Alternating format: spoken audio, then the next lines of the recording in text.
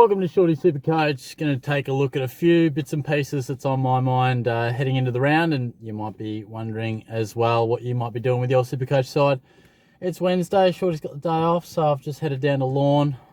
Pretty cruisy, so I'm going live tonight, so I should have this one uploaded by 6:30 or something. So if you catch this one, before sort of 9 o'clock, I am going live at 9 o'clock tonight. So feel free to pop along, ask me a few questions, talk a bit of trash, whatever you want to do. But it's a nice day down here. Well, not weather-wise, but if you ever come down to Lawn, there's this Italian place near the Food Works. Amazing garlic bread. I just walked in there and I said, I'll just have a garlic bread, thanks. They're like, oh, yeah, cheers. So they were probably anticipating to just knock over a big carbonara, but no, just a garlic bread for me. Then I rolled into the Food Works, 84 cents. 84 cents. So Shorty went absolutely nuts on the Easter bunnies. So yeah, I'm a child, who cares? But so SuperCoach, we should probably straighten up, talk a bit of SuperCoach. What's on my mind this week? Well, I think generally speaking, a lot of people probably looking at Waterman to bring him in. I think that's a fair enough point. But there's another bomber that's right on my mind as well, and it's Dyson Heppel. You know, he's about 318 or 19 or something. He's reeled off a couple of 90-odd scores, high 80s sort of deal. And he's just a little bit like Jack Zeeble, you know, former midfielder, just taking a senior role in a young side down back. And I think he's going to be a really safe option. His body is a big concern. There's no doubt about that. But I just wonder, you know what? I'm sort of still looking to get rid of Dow, and I'm sure there's people in your your forward line midfield that you might be looking to offload as well. And I think probably Waterman might suffice. You know, he's certainly getting a lot of money, but I worry about both his scoring ability and his job security. I mean, it's a tough one. I think Dyson Heppel's got really safe scoring output, but those concerns with the fitness, they're prevalent. There's no doubt about it. So make up your own mind. I'd just be wary that, Waterman's far from a lock. He's probably going to have days where he could score a 40, but he will have those days where he does kick a few snags and can score 80 like he did in the first game. And at least going down all the way to bottom price, you can pocket a fair bit of coin straight off the top.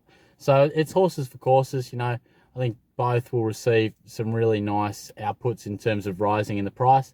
It might just depend which way you want to sort of go with it. But a few sort of things to think about. And we've got McRae as well making his debut for the Pies, and that'll be great. Most of us probably thought he might be a chance for round one. Hasn't panned out that way, but he's 126k mid forward, so he's going to be fantastic for us, I'm sure, because the Pies need a guy like him, and I'm pretty confident he might even be a reasonable scorer. We'll just have to wait and see. So there are a couple of guys to just keep on your radar. And Caleb Daniel, gosh, I'm sure a few of us have him, and 19 and gets suspended. This bloke's meant to be the most consistent defender in the bloody competition. And he's come out and scored 19. So, I'm getting rid of him. This is where it becomes tough with the rolling teams. I'm not sure if yours are kind of feeling similar, but I'd love to know whether Jordan Clark's going to play. I'd love to know whether Kazitsky's going to play. And Williams as well, Flynn, is he coming back? Like, it's just so tough not knowing once Thursday night hits what the go is. It's really difficult.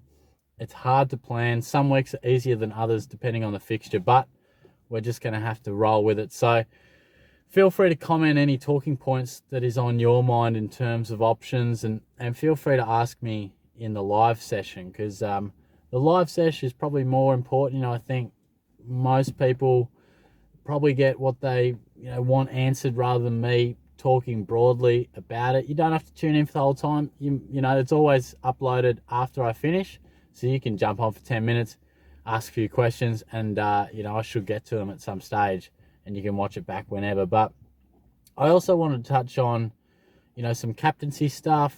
I think Gawn is clearly going to be another fantastic option. He's in amazing form. But if you want to go sort of different or elsewhere for a VC, Josh Dunkley against the Suns, he's always a good chance to go big, and he's super consistent at the moment, but he does have that ceiling. We know that he can have huge scores at times, and And I might even roll the dice on Dustin Martin, to be honest. I think he's got quite a handy recent record against the Saints.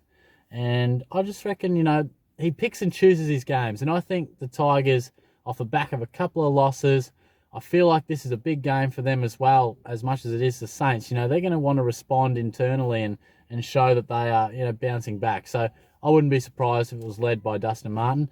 And now's the time to sort of start thinking about where we're going to upgrade to as well, and a few guys to maybe keep on your radar there. The forward line's been difficult to select, but we're going to have some cheap options to come. Steele Sidebottom, yeah, he's not scoring well, but he's finding heaps of the ball, which is unusual because historically he's been quite an efficient, good scoring player with the touches that he gets, but he's actually been, turning it over a touch, a few free kicks given away and whatnot. So I still think he's going to be a guy that we need in our sides at some stage. You might need a little bit of confidence shown by him to score a couple of tons or whatnot, but I'll be looking to bring him into my side in the near future.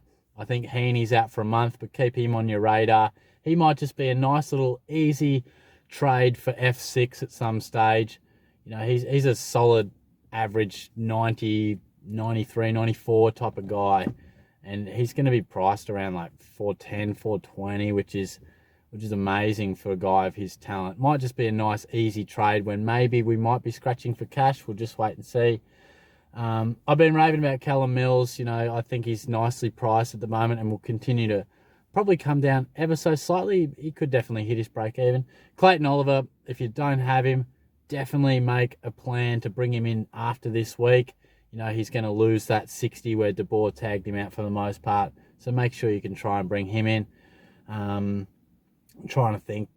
Jake Lloyd's just sort of steadily dropping away. If you didn't start with him, I think, probably in the next 2 to 3 weeks, you might be able to pick him up at a nice price. Keep your eye on Rowan Marshall. I know he's a bit of doubt over his fitness and whatnot, but it looks like he will have a scratchy sort of start to the year and he'll be affordable. Hopefully he's not out for a while, but we'll just see. He may well play on Thursday or whatever it is, but we'll just see how he goes. And yeah, I think that's about all I wanted to touch on.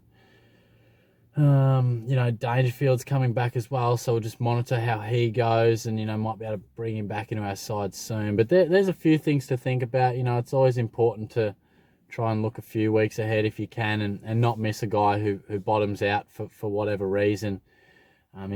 It's a pity for Luke McDonald, but it's also a pity for SuperCoaches, that he's out for so long. Same with Zach Butters, I think those guys would have started to really come into a real nice price range if they were out for 4 to 6 instead of 10 to 12. But it's tricky at the minute, so there is a bit to think about. We'll also be probably hoping to get some rookies back as well.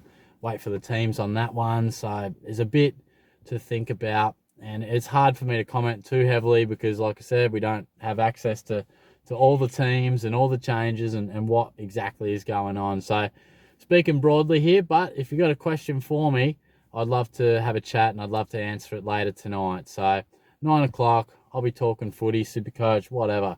Let's just have a chat, talk a bit of shit. So I'll catch you then. Thanks for tuning in. Cheers.